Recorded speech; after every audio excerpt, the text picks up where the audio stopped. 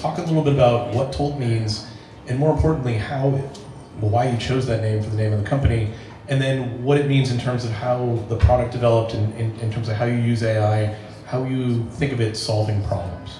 Sure. So it was an interesting journey.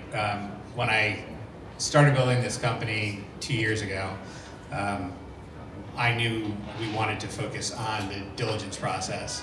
And when I first named the company, I literally just Googled diligent and what I could secure from GoDaddy. And so locked in what the original name of the company was ToltIQ, and we didn't put a lot of thought into it. I knew it was Diligence, it wasn't particularly original. And when we decided, okay, we're going to grow up, this is a real company, we have real clients, we spent a whole lot of time coming up with different names. And the Tolt story originates from my prior career where I spent 11 years at KKR. And as most people know who work in private equity, it's a pretty intense job. And I was part of a year-end review process that we had that I think nobody ever enjoys. And after a very long, hard-fought year where I was getting my year-end compensation and my year-end review, my boss at the time, Todd Fisher, in the middle of having a conversation about private equity and technology, says to me, "So Ed, do you know how many movements a horse has?" I'm like, "No, Todd, I'm not an equestrian expert." I'm like, "I don't know, trot, gallop, prance." He's like, "Yeah." He's like, "So do you know what's special about Icelandic horses?" And I'm like, "I've never been to Iceland, and again, I don't know anything about horses." He's like, "Well, they have extra movements." I'm like, "What do you mean?" He's like, "Oh, well, they have these two extra movements. One is called Tolt, the other one is called flying pace." And I looked at him, I said, "Are you telling me in a year-end performance review that I need to find an extra gear at KKR?" He's like, "Yeah, that's what I'm telling you." And honestly, I mean, the performance review went fine, but I was a little shell-shocked by the conversation. And I really didn't know at the time either what Tolt was. And as we were thinking about the names of the company, after that year in review, went to look up what Tolt was, and it's pretty amazing if you do the research on it. Literally, Icelandic horses have extra movements, extra gaits that allow them to navigate in kind of the terrain of Iceland. And as we think about the name of the company, I thought, wow, this is kind of really cool. The Tolt movement, that has an umlaut over it, but I wasn't going to put that in because then nobody's going to know how to pronounce it. The Tolt movement is used by Icelandic horses to basically smooth out their gait over really complex terrain. And I thought, that's what we're trying to do in Diligence, is we're trying to smooth out that process that is laborious and hard and complex, and it's never easy, but try to make it smoother. And so, given that it made a lasting impression on me at KKR, where I really enjoyed my career, I was like, this is it. The IQ actually originates, my daughter is a graphic design person, and she does it for beauty and makeup, but I asked her to make our IQ logo, so it was all a Brandman family affair. And as some people may or may not know, my oldest son is partly why I'm retired from industry. And so there are multiple Brandmans involved. So let's go to that, where your son reached out to you and told you there's some amazing things happening in the tech space. I understand some of how it works. There's some great opportunities here. What can we do? And in your experience at KKR, you went back through of what are the biggest pain points? Yeah. Why did you identify due diligence as the thing that I think this is the place to apply this technology? Yeah, so look, I spent my whole career in technology and trying to solve business problems with the use of technology. And there were things that I just intuitively understood about how you fix things related to trading systems or CRM solutions or financial solutions. And you iterate on the technology, but major parts of financial services are automated in some way, shape, or form. And you buy new technologies because it streamlines it even better and gives you extra features. The unique problem of diligence, and it came from, I was fortunate during my career at KKR, I got brought over the wall when we were doing diligence. Either we were buying a business for the balance sheet, we added a credit business at the firm, or I got involved when we were buying assets for the fund, and there was a significant part of the story that was technology diligence. And what I discovered through that whole process is it hadn't changed in the history of private equity going back to Henry and George forming KKR in 1976. The only thing that changed, and I have gray hairs, you have less gray hairs, is that... On my head. Yeah, on your head. So what's fascinating is we're both old enough to know that there used to be data rooms that were physical, and you'd walk into a room and you'd open up boxes of documents and you'd solve problems by looking at them. And the only thing that happened is virtual data rooms were born. And so the likes of Intralinks and DataSite and lots of competitors are now in that space. But the document problem is the same problem. The only way you solve diligence is you have to read documents. You have to consume information, and you're in a race between the NDA being signed and the deal being closed, and maybe you're going to adjust price, and maybe you're going to negotiate certain other key terms, but fundamentally you're in a race against time. And so you also have to have a natural bias on what you're going to spend your time on, because you can't get to everything, and you're going to get to a lot of things post-closing. And so I thought, if these language models and the surrounding technology get to the point where it could ingest content, and we talk about it as talking to documents, which sounds strange, but that's what it is. If we could come up with a way to talk to documents and then even automate some of that talking, then all of a sudden you could streamline diligence. And maybe you could even democratize diligence. So some of the diligence that the largest firms do that smaller firms don't get around to, if the models were smart enough, then we could kind of create that capacity as well. And so I thought, this is a market that has never been cracked. And in my entire tenure in industry, more so at a firm like KKR than at a firm like JP Morgan where I started, because less regulatory influence on the PE market, there's no motivation for kind of streamlining that, right, and driving that. And so the market largely remains unchanged. You hire advisors to help you, and you spend a lot of money to do that. And so this was really an opportunity to introduce technology to a group of people who, the reality is, if you talk to most private equity investment professionals who are doing deep diligence, not as much so in the venture world, what you find is they use CapIQ and a Bloomberg terminal if they're in the credit space or the energy space. They use Excel and Microsoft Word and PowerPoint, and that's the tool set. And there are incredibly powerful tools that help you with portfolio management and monitoring, and now there are tools that are trying to be introduced for modeling the actual forecast and the pricing. But fundamentally, this was effectively an open field. And so I thought, if I'm going to come out of retirement and do something, I would prefer to do something where there isn't a lot of competitors already, and that's how we embarked on this journey. So I spent most of my career at Ziff Davis, a very acquisitive company, and I remember going into our executive meetings. It was always a very exciting thing when we finally got access to a data room of a company we were going to acquire. No one ever asked the editor to go into the data room or have an opinion or understand anything about how that worked. So I actually, even though we bought all these companies, I wasn't part of the process. What is it that Tolt does that changes that process and makes it more efficient? So the moat we think we've built is around how you understand content and then aggregate all that content that's fundamentally disparate when you start. A virtual data room opens up, there might be 50 documents in it, there might be 2,000 documents in it. There's work streams that are going to be focused on financial due diligence, commercial due diligence, legal due diligence, tech due diligence. The fundamental challenge is, how do you connect the dots? Both within any one of those work streams, but in fact across those work streams as well.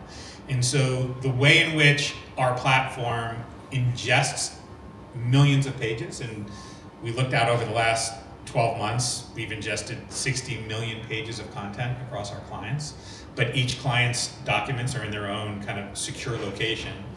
And you need to build, the technical term for it is an embedding vector-based model of all of that content, right? And so how you choose to build that model, what tags in the document are most relevant, how are paragraphs related to each other, what do you do when you encounter an image, a chart, or a graph, what do you do when there's an audio file, what do you do with the information in a spreadsheet? All of that needs to get into the vector database so that you can do really interesting queries and vector-based search on top of it. And so this is what we're doing is fundamentally different than what you're doing when you use a large language model. The large language models aren't designed to ingest 2,000 of your documents. You can attach 5 documents or 10 documents. They're actually reading the documents in real time, and they're using their model's capabilities to understand. And for certain documents, that works amazingly well. But for lots of documents involved in when you're buying a business, especially financial documents and presentations that are put together at a corporate level, they're actually very complex documents. And what's interesting about the challenge we're in right now in the development of models is we as human beings can look at a document and do an amazing job of connecting the dots visually, right? We understand the chart on the page, where it's located, the additional context that's there. We might open up 2 or 3 other documents side by side, and our brain quickly goes to certain key points. The challenge is, as a human being, you're just limited from a scale standpoint of how much you can ingest, and when it's thousands of documents, you run out of time and capacity. And so if you can build a better mousetrap around a vector database, and then you can build a better model around how to retrieve that, what you hear in the industry around language models right now is everybody has moved from talking about prompt engineering to talking about context engineering. We've been focused on context engineering from day one because it's actually the nature of what we do. And so how you connect all of those dots is, I think, where the magic comes together. Because if you can get down to the right curated context, what's magical about what language models do is the ability to pair a question with curated context. You can get amazing results.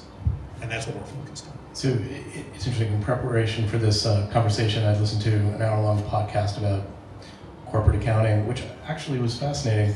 But one of the takeaways, I think, that I got was that, like, when you're doing due diligence, a lot of times the most important information is in the notes. Yeah. It's not in the actual notes. Presentation. It's not in what the company is telling you. It's what they're disclosing subtly, and that you need to know what those data points mean, which is something that always the best VCs have always been able to identify. Is like, what is the environment? How does this data point relate to everything else?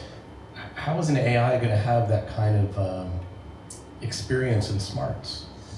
So it's really interesting. I was doing an example like this the other day for a client, specifically around audited financials. And how do you explain the 3-year pattern in what's referred to as a 3-statement model, and why the data has changed over time? Because the data that's changed over time, the most interesting information is going to be in the footnotes, right? It's going to be in the disclosure of capital you raised, or capex that you spent, or some merger and acquisition issue that has kind of lingered, or there's some type of stock-based compensation that's throwing the numbers off.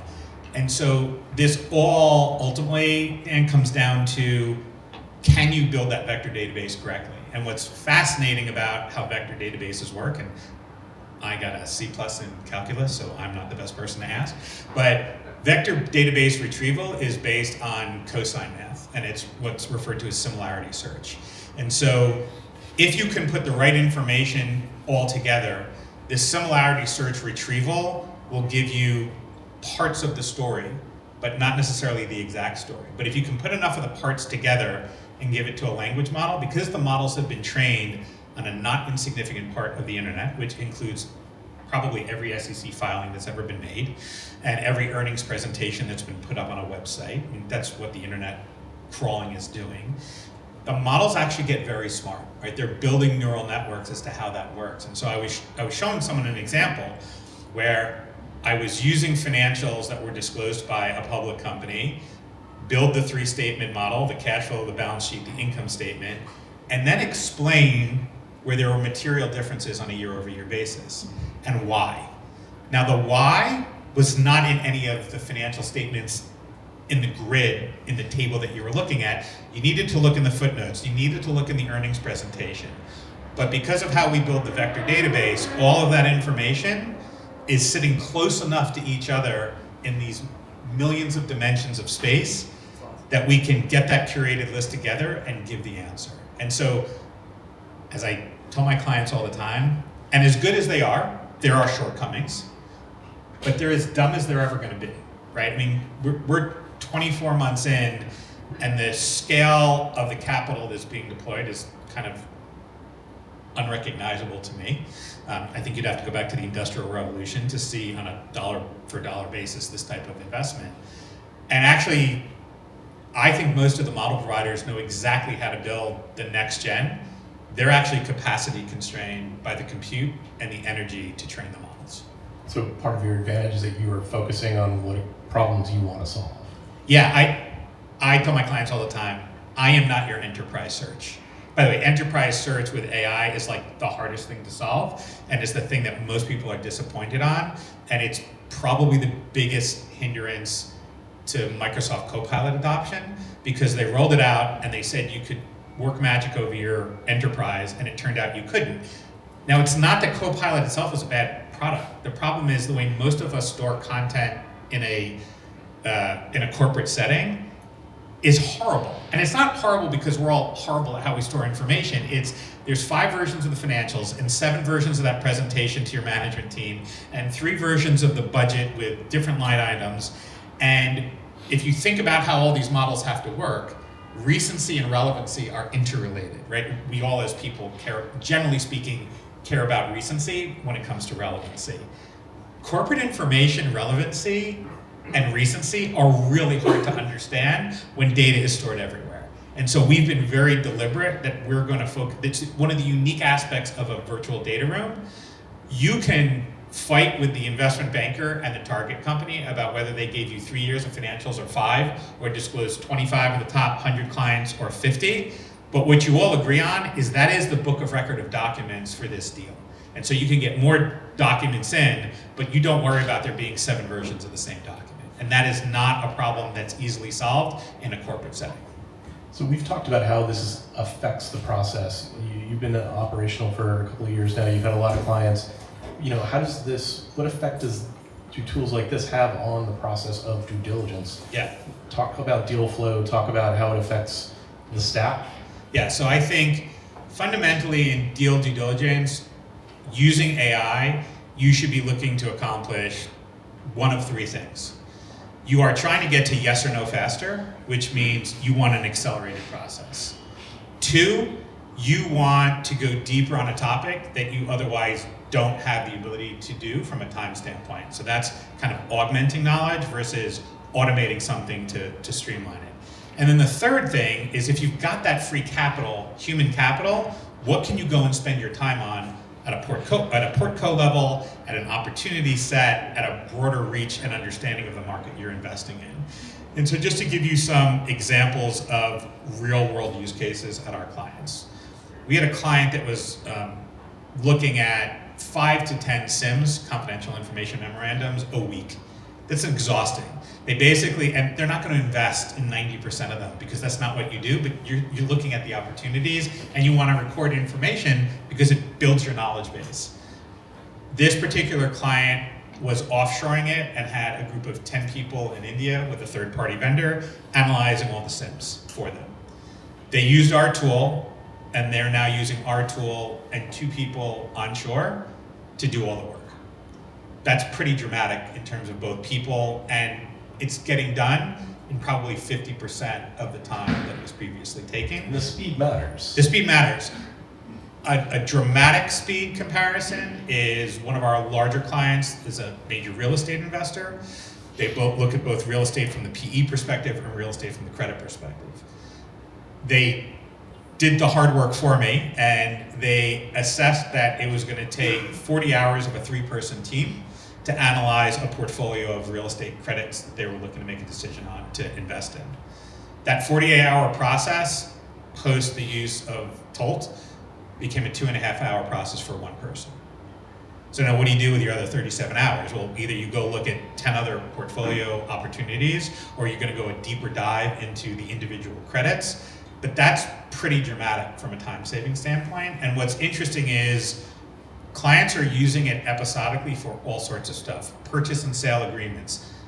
I was talking to a client the other day. I hadn't even thought they would use our tool for this. They were looking at purchase and sales agreements, and instead of going to their law firm, they were using our tool to come up with the 2 or 3 different ways to negotiate with the counterparty, using our tool and then tacking that and dropping it into an email. Now, we're not even fully integrated with email, but like his view was like the answers are so much richer. this is a better way to communicate. So those are, I mean, we would say broadly, minimum of 35% savings, on average 50 to 80%, and then you have these opportunities where you get 3, 5, 7x benefits. So it sounds like even your tool, which is very focused and its original mission is starting to creep into other enterprise applications. Yeah. You know, you've got all this research, you've got all this data, a lot of proprietary algorithms. Like, where do you see this going in the next, I was going to say 5 years. 5 years is obscene. No one knows what's going to happen in 5 years. What's going to happen in the next 2 years? So I think I've kind of gone on record with clients and said, if 2025 was the year of experimentation, 2026 you are going to see every firm that hasn't already committed to some AI strategy commit. And by 2027, you are going to start to see systematic and enterprise scale changes at how people go about doing their work. And I think at that point, we're going to see the first significant wave of impact on the hiring of junior resources. I think what we're actually going to see in the next 2 years is actually almost a bubble of spend. So people aren't yet ready to cut staff because they don't really know what it's going to look like. They need to spend more money on AI. And so they're spending more on both people and tech. But by the time we get to 2027, it's going to be obvious where the two meet. And so I think it's going to be very transformative. There's a colleague in the room, so he'll get a good laugh at this next statement. I want to be the Bloomberg terminal for diligence, right? My view is the same way that credit investors look at Bloomberg as the everything solution from a credit world. I think if I can connect the dots to the right data sources and sources of trusted knowledge, then you can live in our platform for whatever that diligence process is that you're in. And I don't need to be all things to all people because diligence is a big business, right? I mean, if you think about what PE spends with the big four and then the secondary set of firms, you're talking about a business that is $50 billion a year with 55% margins built into it. And while PE investment professionals aren't super sensitive to the cost of diligence because it is a cost of the deal and it's borne by the fund, the reality is there is some level of sensitivity overall. You're mindful of it in the aggregate. And so if you can do it faster and better, you're still going to have human in the loop, but I think you're going to have far fewer humans in the loop trying to solve the problem. Well, Ed, I wish we could continue this conversation, and we're going to continue this conversation on November 18th at Techonomy 25 right here in New York City at Civic Hall.